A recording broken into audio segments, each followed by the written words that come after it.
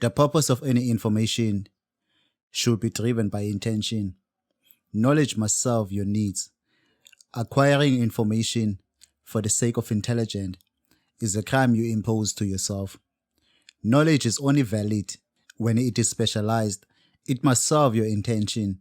Today on the show, we talk about the different types of knowledge, difference between conceptual knowledge and experiential knowledge. Hi friends, this is your host Luvuyo Ndembe.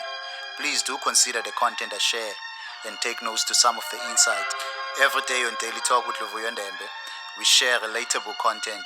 These episodes are meant to enrich your mind, unleash your brilliance, and enhance your perception about life. These talks are packed with great philosophies and strategies you need to adopt to cultivate a better character for yourself. Your success is my goal. One love, one life, let us all prosper. I'm here to show you how.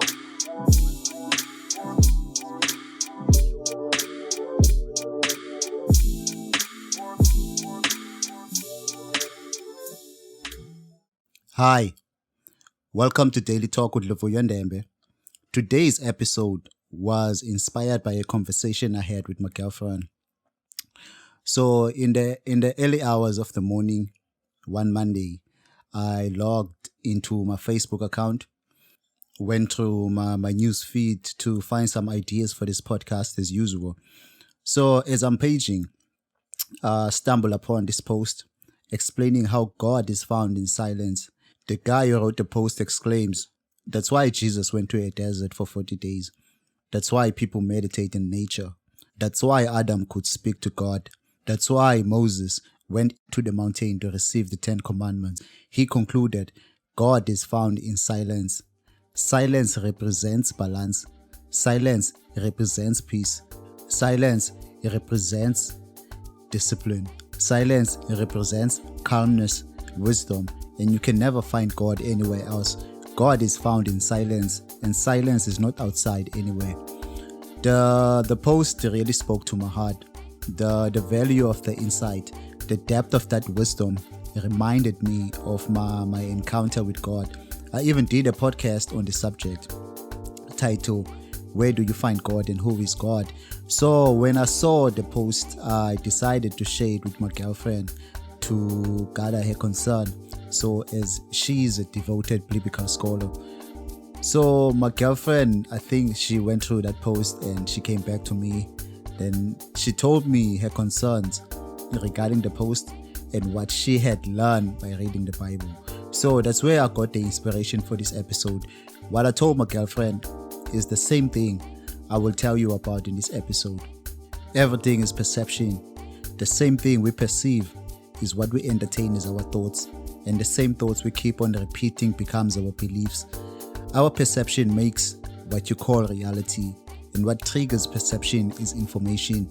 Therefore, to me, life is a game that loops consistently. So this loop depends on the information you feed yourself. That information, when acted upon, tightens the bond you have about your beliefs. But all things happen inside one thing. Some call it the universal mind, God, or the Milky Way galaxy. Irrespective of your beliefs, whatever name you give corresponds to that loop. So in my lifetime, I had engaged in so many subjects. I debated with people, but when I look back, I realize most of my debates were conceptual. None of the things I debated about was tackled using experiential knowledge. As a result, I don't like debates and arguments. So to me, they waste time because you are dealing with a personality that is different from yours. So lately, I prefer to sit with people who possesses experiential knowledge, people who are proud to tell their truth the way they have experienced it. From my observation, what I saw, those who are spiritually awake use their own experience to reference a point. So those who possesses conceptual understanding like quoting other books to tell their truth. So one thing you must understand is this: truth is something that is internal, not outside yourself. Conceptual knowledge must be experienced to find its validation. Otherwise, that knowledge exists only to clutter your mind. None of the things I was told about myself brought me closer to myself.